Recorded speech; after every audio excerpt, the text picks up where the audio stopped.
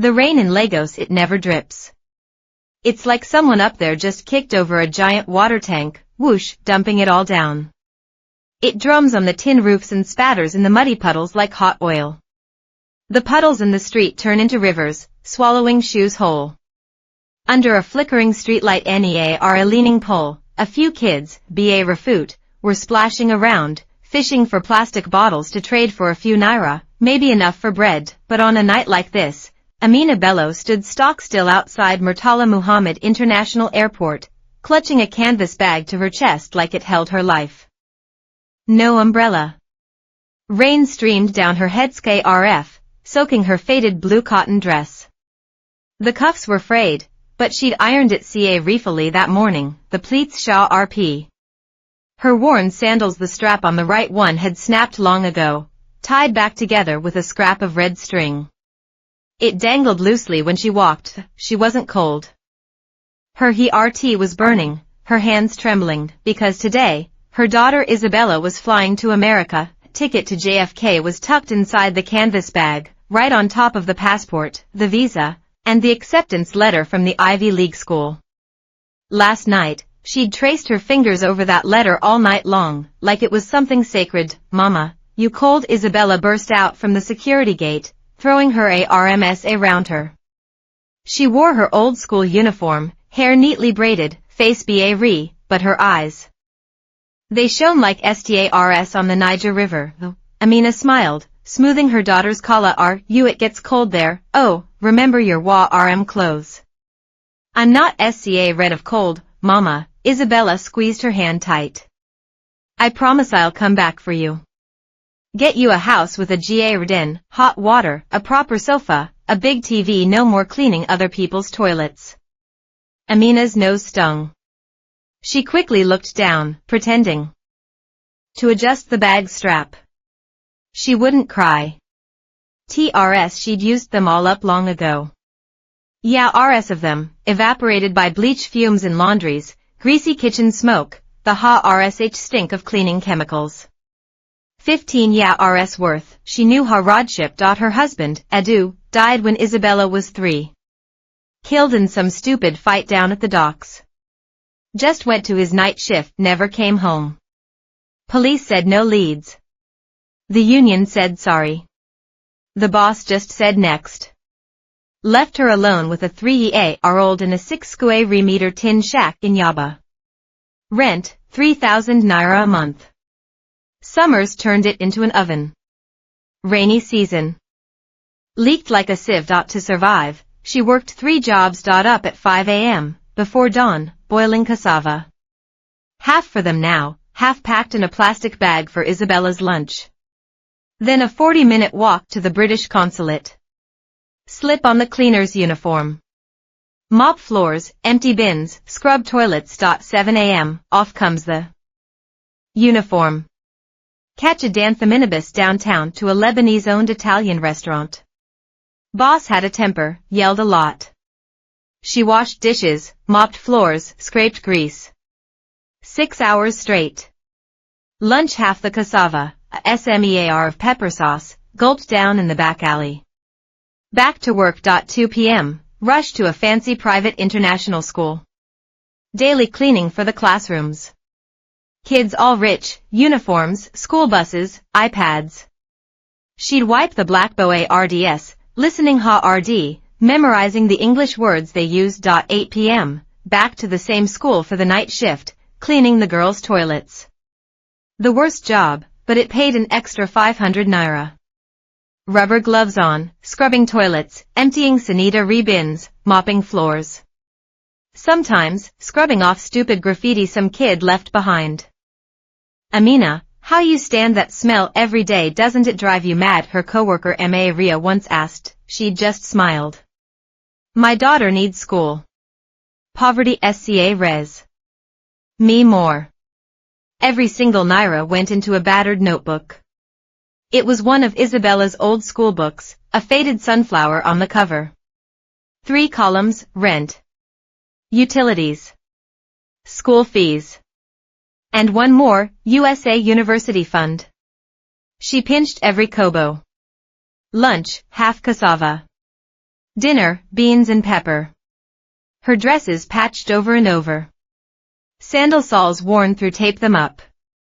She couldn't afford to get sick, a fever kept her down for 2 days once, and the cleaning company NEARLY fired her, but her pride Isabella's grades.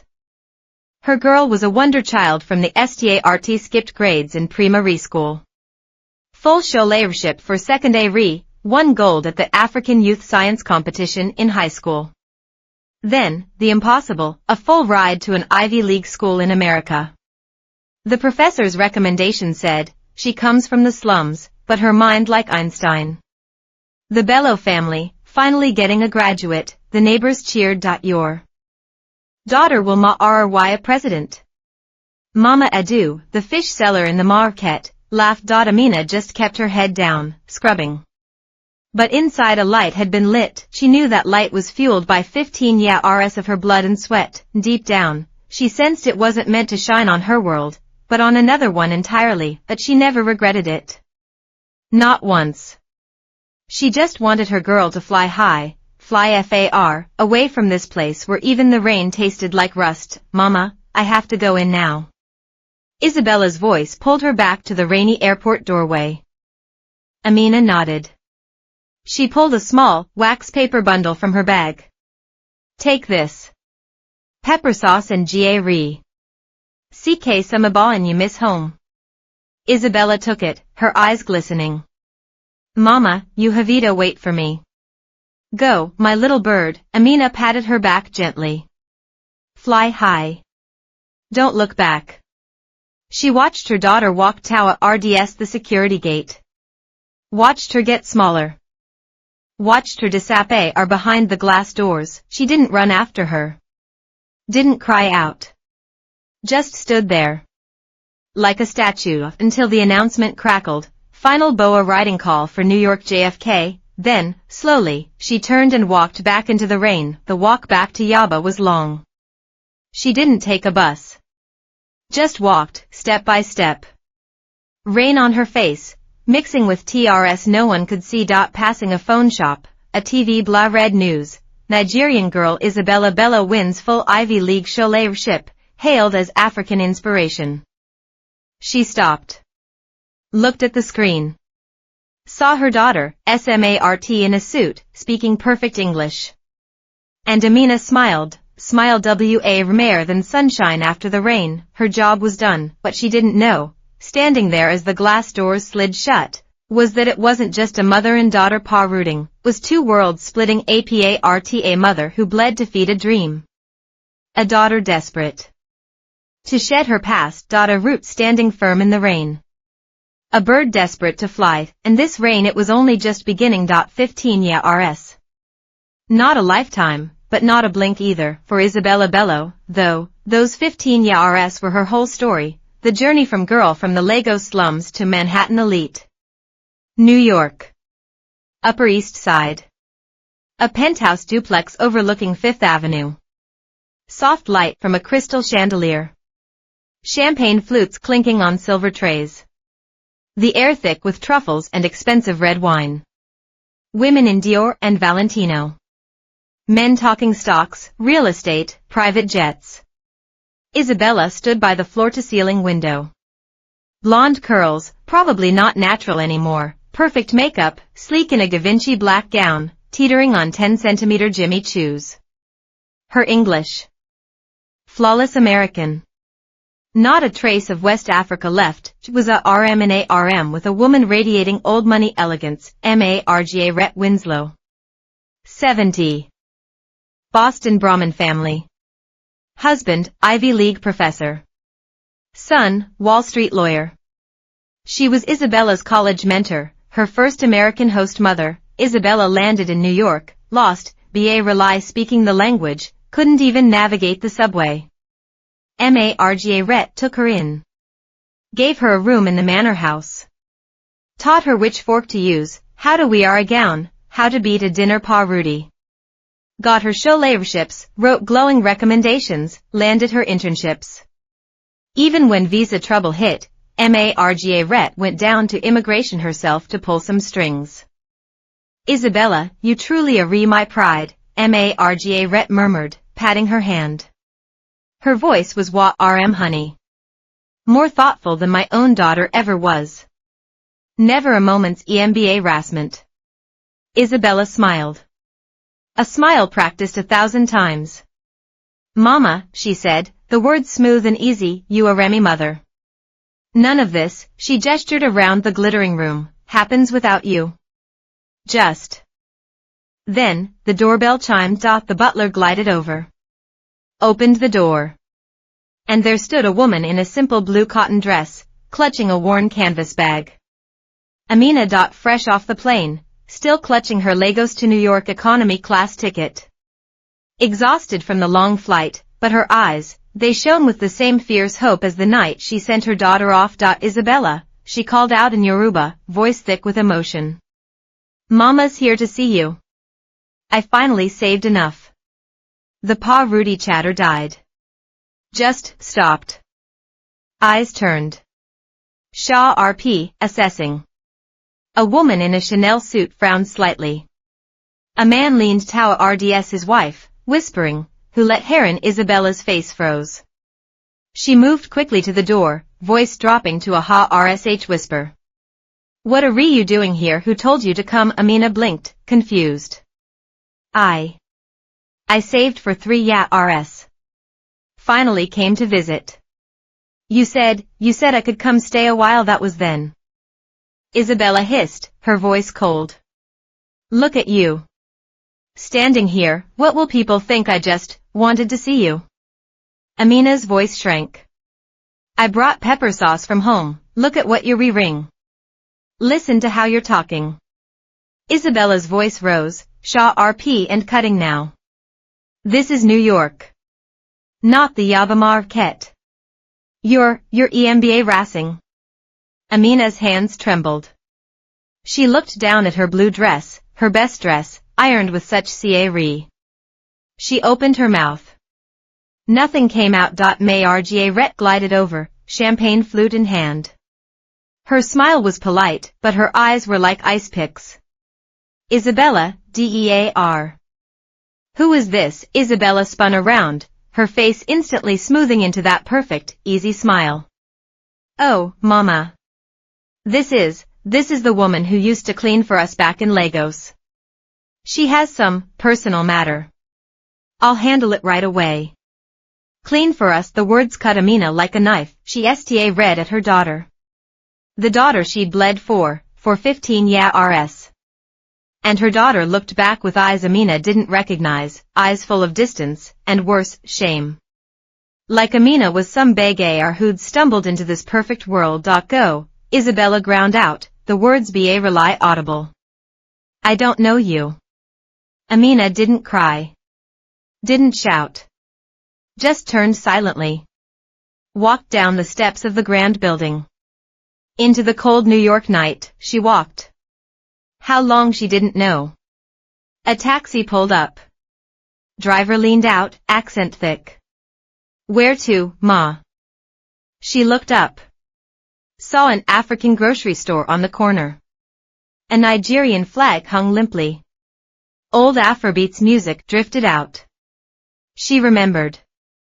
Isabella loved their okra soup when she was little. Here, Amina said, her voice flat. She sat on a bench outside the store all night. Still clutching that canvas bag. Inside, the pepper sauce, the GA and a photo of Isabella, maybe 5 rs old. Sitting in Amina's lap, grinning like sunshine. When dawn broke, she went inside. Bought a phone card with her last $rs, dialed a neighbor back in Lagos. Maria. I'm here, but she doesn't want me. Silence on the line. Then, softly, Amina, your daughter, she isn't our Isabella anymore. Amina hung up. Sat back on the bench. Watched the women going in and out of the store, pushing carts, holding kids' hands, speaking Yoruba, Igbo, Hausa. We ring clothes that had seen better days, but laughing real laughs. And suddenly, she understood, her daughter hadn't just changed. She'd become someone else. Not Amina's daughter anymore, but Margaret's protégé. Not the African girl, but the New York success story. To fit into that world, she'd hacked away at her own roots. Cut them clean off. Amina didn't try to call Isabella again. She used the money left for an economy ticket back to Lagos. Sat in the corner, sta ring. Out at the clouds.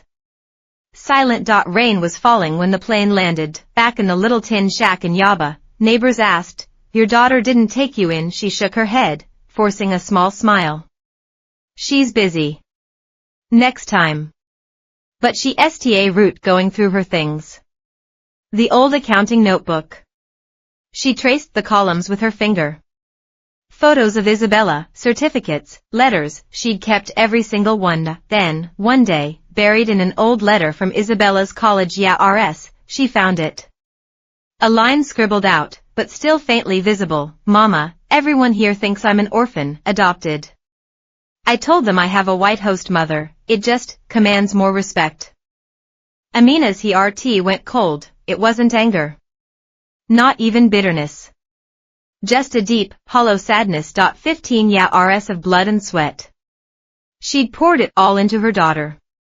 And what did she get? A daughter who pretended her mother didn't exist. She sat on the edge of her bed in the tin shack, looking at Isabella's RDS pinned to the wall. Softly, she said, "Child, you can fly as high as you want. But if you forget your roots, the wind blows, and you fall." She decided to do something. She contacted Voice of the People, Lagos's biggest community radio station. Asked for an anonymous interview. The host was a respected Yoruba elder, famous for his family reconciliation sessions. On air, Amina sat, her headscarf covering most of her face. Her voice was calm, but strong. "I am a mother. For 15 years, I worked to send my daughter from the slums to the Ivy League. But when she got there, she saw me as a disgrace. As that African maid. She forgot who washed her school uniform on rainy nights. Who picked bottles by the dockside to pay her fees. Who scrubbed toilets even when she was burning up with fever." She paused. Her voice finally cracked. "I don't want her thanks. I just want to ask her one thing. If you forget your roots, can you ever truly stand tall?" The city exploded and called Isabella ungrateful. Others said Amina was foolish. Many said, "It's the colonial mindset. Black skin is shame, white culture is class." Tribal elders spoke up. "A daughter who abandons her mother is like a tree without roots. The wind blows, it falls." And far away in New York, Isabella, in the dead of night, stumbled upon a recording of that broadcast. She stood at her penthouse window, looking out at the glittering Manhattan skyline. For the first time, she felt a vast, hollow emptiness. Suddenly, she remembered. 15 years ago. That rainy night. Her mother standing at the airport door, smiling through tears. "Go, my little bird. Fly high. Don't look back." She finally understood. Her mother hadn't meant "forget me." She meant "don't look back, because I'll still be here. Standing in the rain, waiting for you to come home."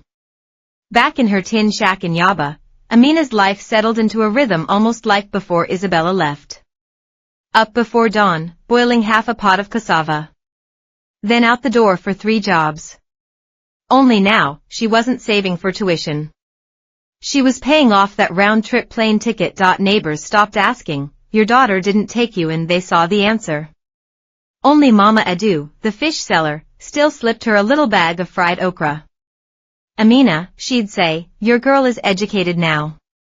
Head in the clouds. Don't take it to Heart." Amina would smile, take the snack, but never eat it. It wasn't that her head was in the clouds. Her Heart was just hollow. Every night, she'd sit on the edge of her bed and open that old accounting notebook. The pages were yellowed, corners curled. Filled with 15 years of numbers. Rent 3,000 naira. Water/light 800. School uniform 1,500. Tutoring 2,000, and that last column, USA University Fund. The final entry, Air ticket 420,000 naira paid in full. 15 years. She'd paid off her daughter's future, and her daughter's future had deleted her. One afternoon, coming home from the cleaning company, she found a young man in a white shirt standing by her shack. He had recording equipment. Mrs. Bello, he asked. I'm from Voice of the People Radio. We'd like to interview you. Amina shook her head. I don't do TV. I'm not famous. Not TV. Radio, he said. Many mothers hear your story. They want to hear you speak. My story? Amina was confused about your daughter. It's all over Lagos. Then Amina understood. People hadn't forgotten. The pain she thought she'd swallowed alone, the tears she thought dried up, they'd been quietly read, passed around the neighborhood. She hesitated a long time. Finally nodded. But no name. No face. Okay, the young man agreed. We can use a fake name. What do you want to be called? Amina looked out at the rain falling outside her door. Softly, she said, call me Root. Because a tree can't live without its roots. 3 days later, Lagos's hottest community radio station, Voice of the People, aired a special program, A Mother's Voice. A host was Oba Adebola, a deeply respected Yoruba elder. His voice was low, like the rings of an old tree, each word sinking deep. Tonight, we speak with an anonymous mother. For 15 years, she bled to send her daughter from the slums to an American Ivy League school. But when her daughter saw a red, she was thrown out like a servant. She asks one question, child, if you forget your roots, can you ever truly stand tall? Gentle music played. Then Amina's voice, as Root, flowed through the airwaves, across Lagos. I am Root. I come from Yaba. A place you won't find on any map. My husband died young. I raised my daughter alone. 3 jobs a day, scrubbing toilets, washing dishes, mopping floors. Every kobo went into a notebook. For her school. Her voice was calm, but it hit listeners like raindrops on a tin roof. Steady. Insistent, she was smart. Got a full scholarship. Went to America. I was proud. I thought, the higher she flew, the brighter our hope. But I didn't know, when she got there, she told people she was an orphan. That she had a white host mother. She said, it was more respectable. Across the city, people stopped. Taxi drivers turned off their music, listening. Market women wiped tears. Young guys in internet cafes paused their games, taking off headphones. Last year, I saved for 3 years, flew to New York to see her. I wore my best dress. Brought pepper sauce from home. When she saw me, her first words were, you embarrass me. In front of all those white friends, she called me the old maid. She said, I don't know you. Amina's voice finally trembled. I don't want her thanks. I just want to ask, can you sleep at night, forgetting I'm your mother? Can you stand tall, forgetting who boiled cassava for you on rainy nights? Who scrubbed toilets even when she was burning with fever? She paused a long time. Then, the final words, child, roots cut, the tree dies. But if the roots are still there, the tree can grow leaves again. The phone lines exploded. A single mother called in, crying, I take my son to his fancy school every day, he's ashamed of my clothes, won't let me near the gate. Am I raising an Isabella too? An old teacher said, this isn't just one girl's fault. It's the sickness in our whole system. We teach English, math, science, but we forgot to teach filial duty. We forgot to teach roots. Yoruba tribal elders posted online, a daughter who abandons her mother is like an uprooted palm tree. The wind blows, it falls.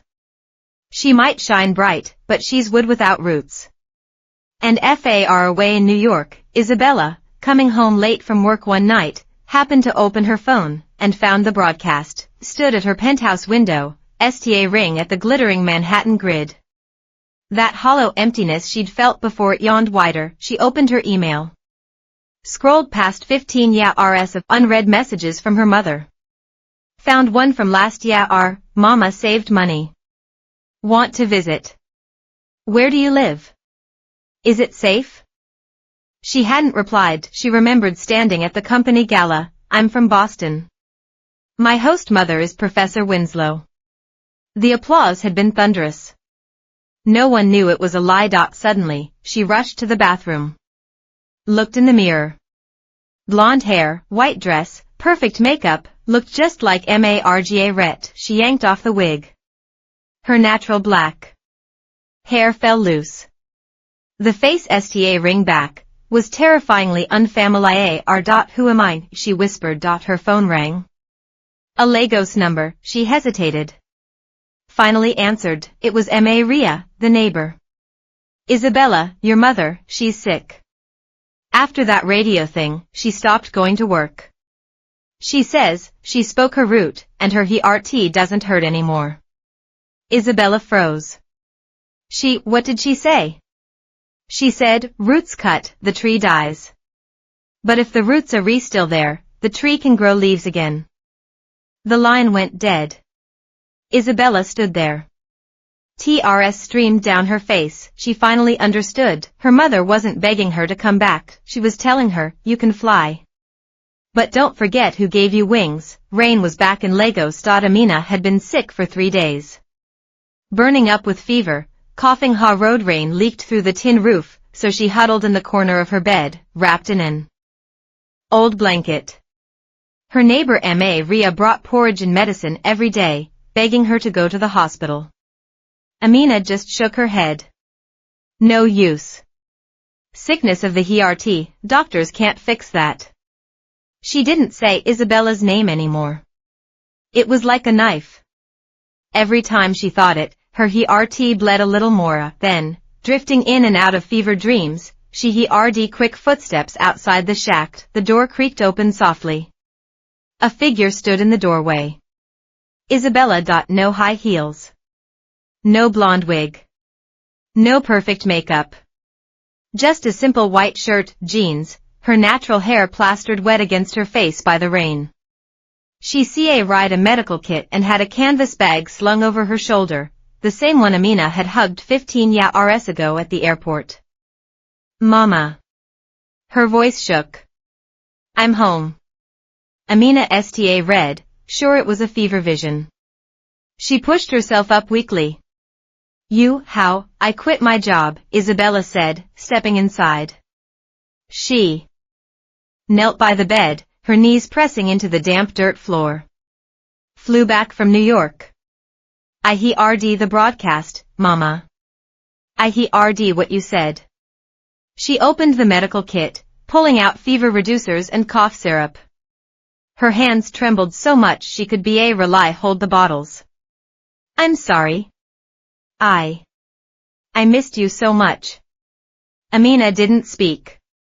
She looked at her daughter, the source of her deepest pride and her sharpest pain. Rainwater ran down Isabella's face. Was it rain or tears? I didn't deserve to be your daughter. Isabella sobbed. I pretended to be an orphan to fit into that world, pretended you didn't exist. Said I had a white host mother because it got me respect. But every time I saw an old black woman bending to pick up bottles, I thought of you. I hated myself every single day. She looked up, eyes red and swollen. Mama, I was wrong. I forgot who you were, and I forgot who he was. Finally, Amina moved.